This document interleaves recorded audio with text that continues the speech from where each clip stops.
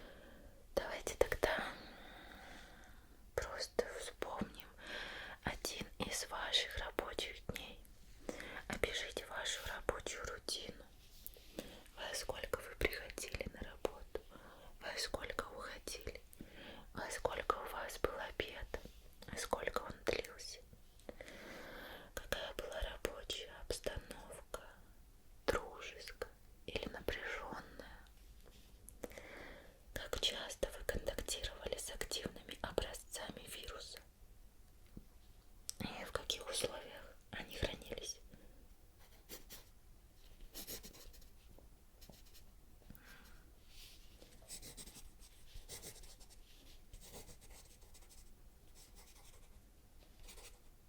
Уже лучше. Следующий вопрос. Были ли какие-то секретные проекты, о которых знали только избранные сотрудники?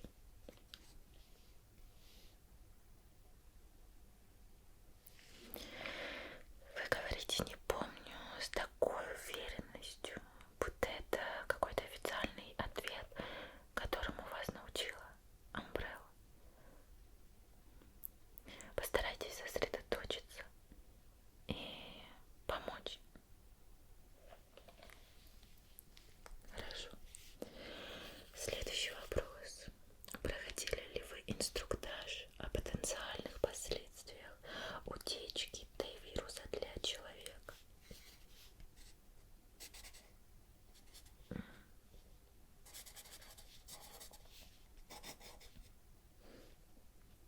Хорошо. Показывали ли вам видеозаписи или отчеты о первых испытаниях на животных и людях?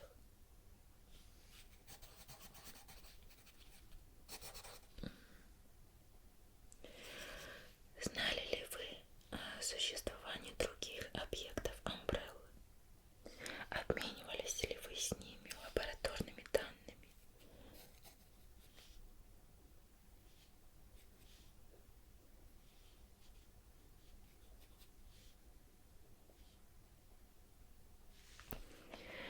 Давайте договоримся, если вы еще раз скажете «не знаю», тогда я начну спрашивать вас про каждого коллегу. И я обещаю, это будет очень долго и очень скучно. Итак, другие объекты Umbrella. Вы знали о них?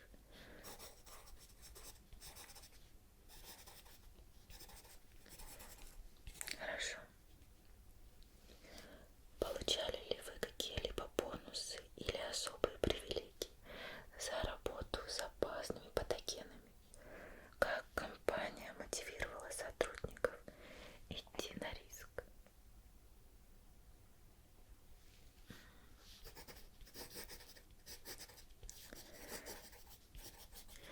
А теперь давайте проведем ассоциативный тест.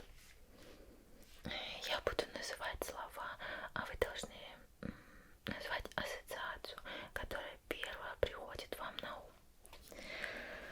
Ну, например, я называю вам солнце, а вы говорите тепло, или свет, или загар, или отпуск. В общем, все то, что первое приходит вам в голову, хорошо? Так, давайте начнем с простых слов. Дом.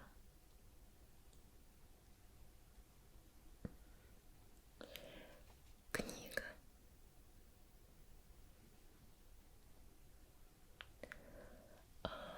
Вода.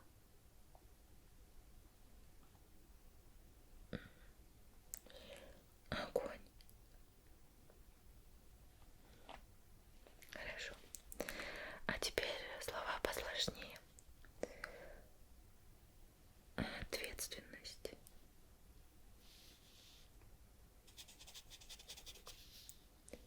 Донос. Старайтесь долго не думать, хорошо? Коллега. Начальник. Увольнение.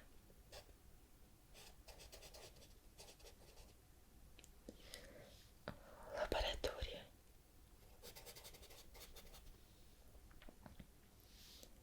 Перчатки.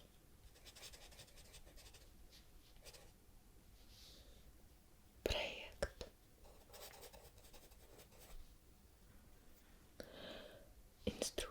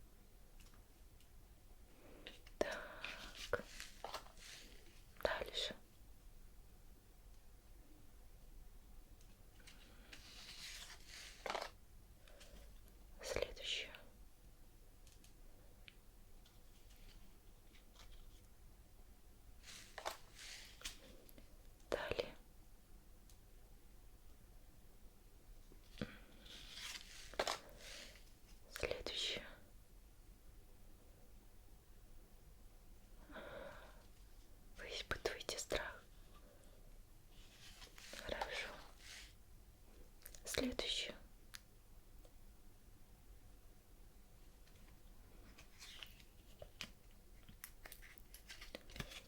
Так, следующую.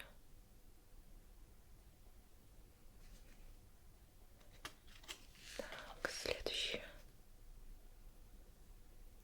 И последнее изображение. Так, я задам вам несколько вопросов.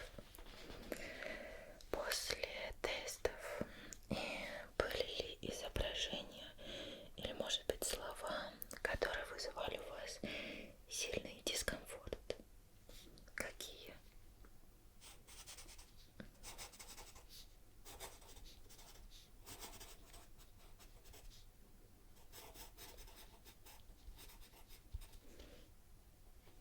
Можете описать момент, когда вам было труднее всего дать быстрый ответ?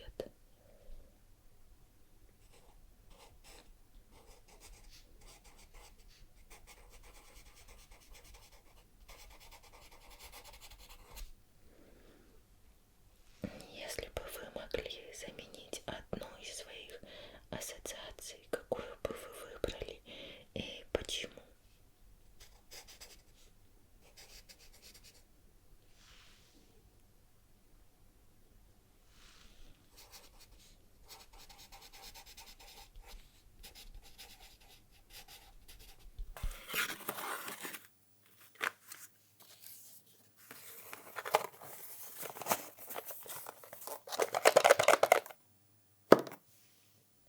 А теперь давайте поговорим о самой аварии и об утечке вируса. Что вы делали в момент утечки вируса? Так значит, вы просто стояли в коридоре и наблюдали. Вам не хватало только попкорна, да?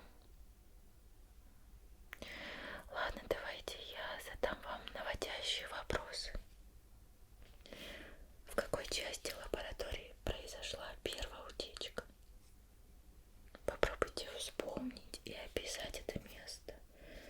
Были ли там камеры, датчики движения, система автоматического карантина?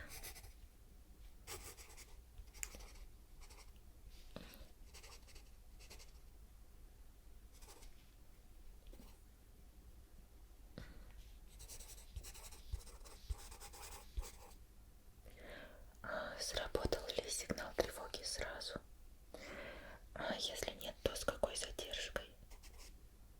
И кто его активировал? Человек или система?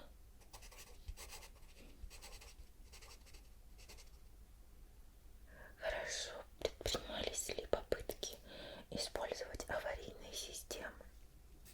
Может быть, газовая завеса или затопление сектора, или электромагнитные импульсы? Почему они не сработали?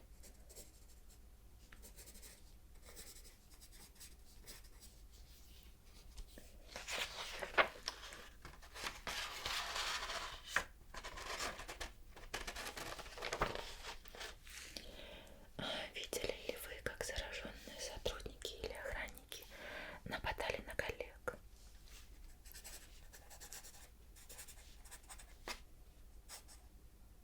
Как быстро проходила трансформация после контакта с вирусом?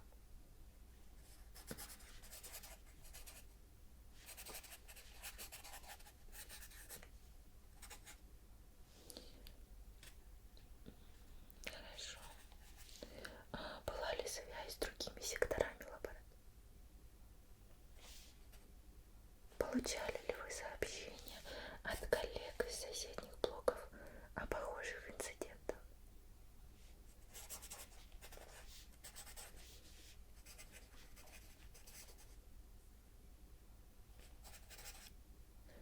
Как вы сами эвакуировались? Были ли заблокированы выходы? Быть может, вы использовали секретные люки, секретные туннели?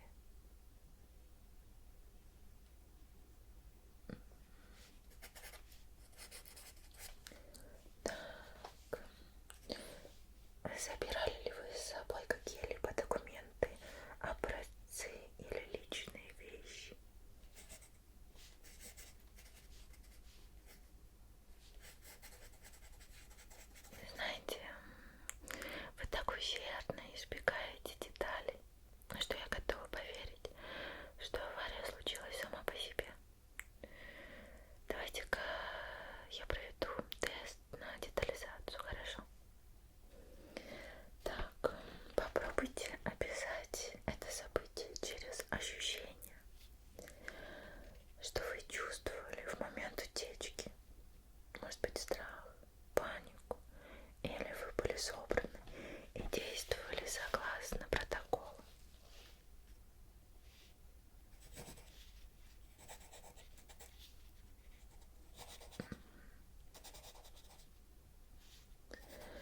Хорошо. Вспомните ваши первые мысли. Вы думали о том, как спастись, или, может быть, как уничтожить улики, а может, еще что-нибудь.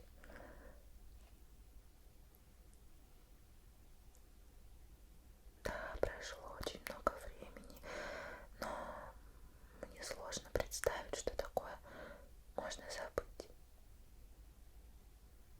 Итак,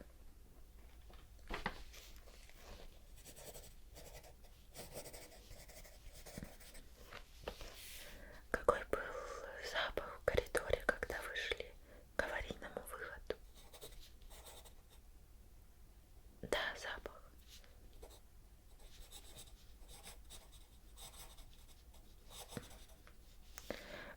Что вы слышали? Может быть, крики, сирену, шаги?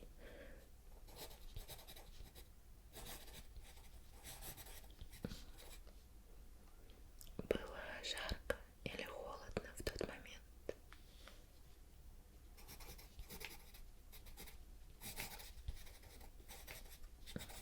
Хорошо. Ну а теперь давайте поговорим о действиях компании во время утечки вируса.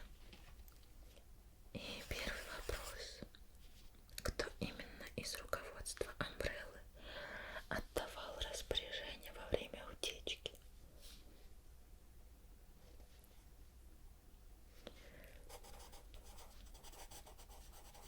Ясно.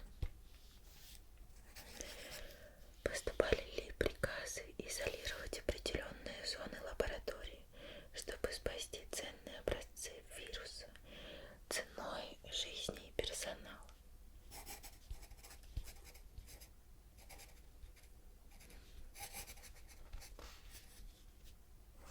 Хорошо.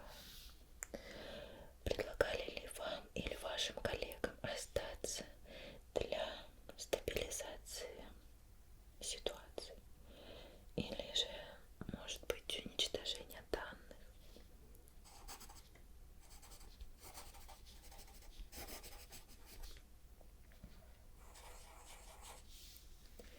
Получали ли вы инструкции по дезинформации СМИ или спасательных служб? Например, называть вирус пищевым отравлением или что-то вроде того.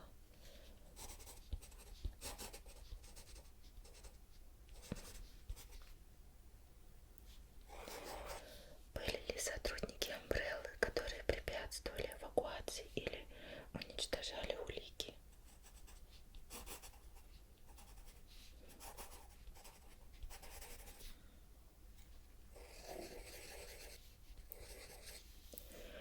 Как компания компенсировала ущерб семьям погибших сотрудников? Были ли тайные выплаты, а может быть, угрозы в адрес родственников?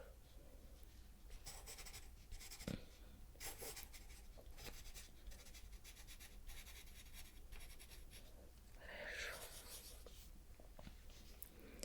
После трагедии вас перевели на другой объект?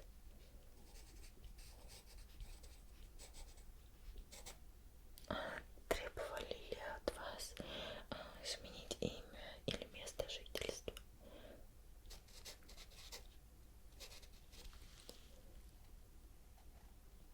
Хорошо. Так, знакомы ли вы с программой зачистки памяти, когда сотрудникам стирают воспоминания об инцидентах?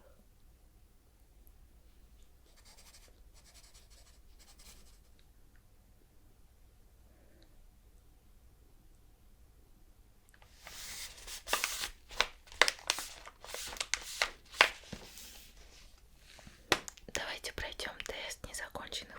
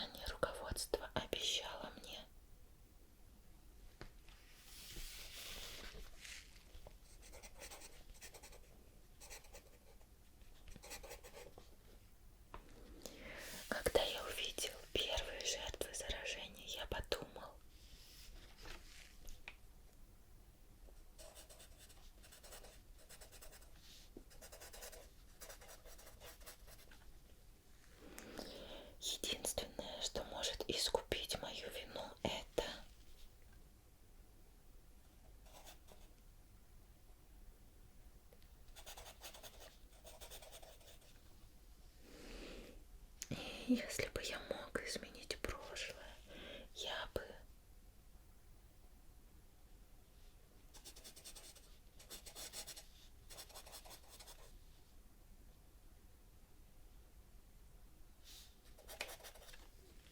Хорошо.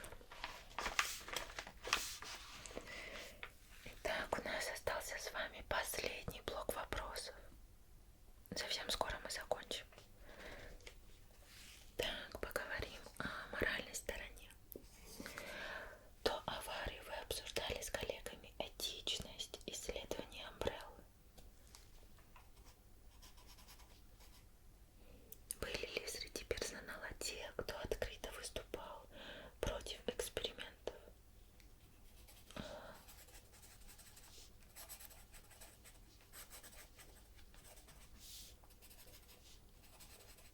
И что с ними стало?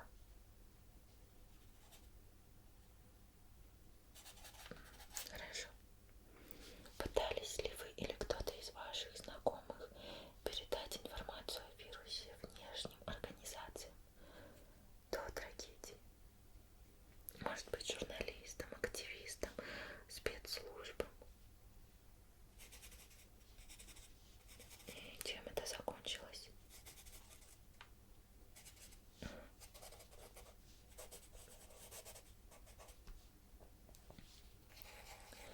Чувствуете ли вы личную вину за то, что работали на компанию, создавшую оружие, уничтожившее город?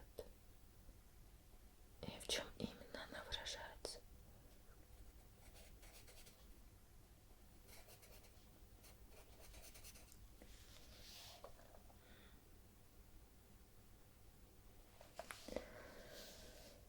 Хорошо. Изменилось ли ваше отношение к бывшим коллегам после трагедии? Общались ли вы с теми, кто выжил?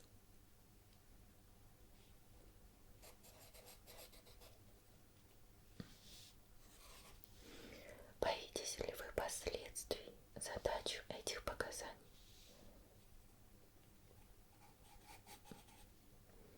Готовы ли вы назвать имена других сотрудников, обладающих важной информацией?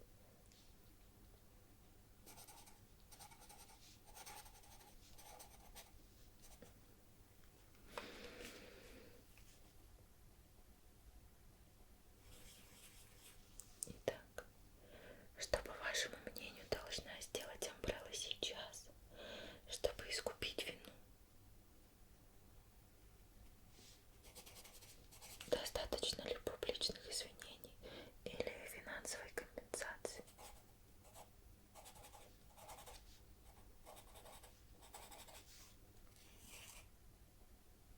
Если бы вы могли вернуться в прошлое, уволились ли вы из Umbrella до аварии?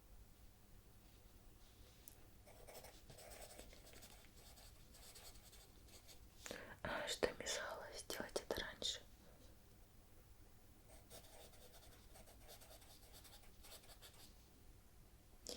Считаете ли вы, что мир должен знать всю правду о Т-вирусе и других проектах компании? Готовы ли вы выступить публично с этим свидетельством?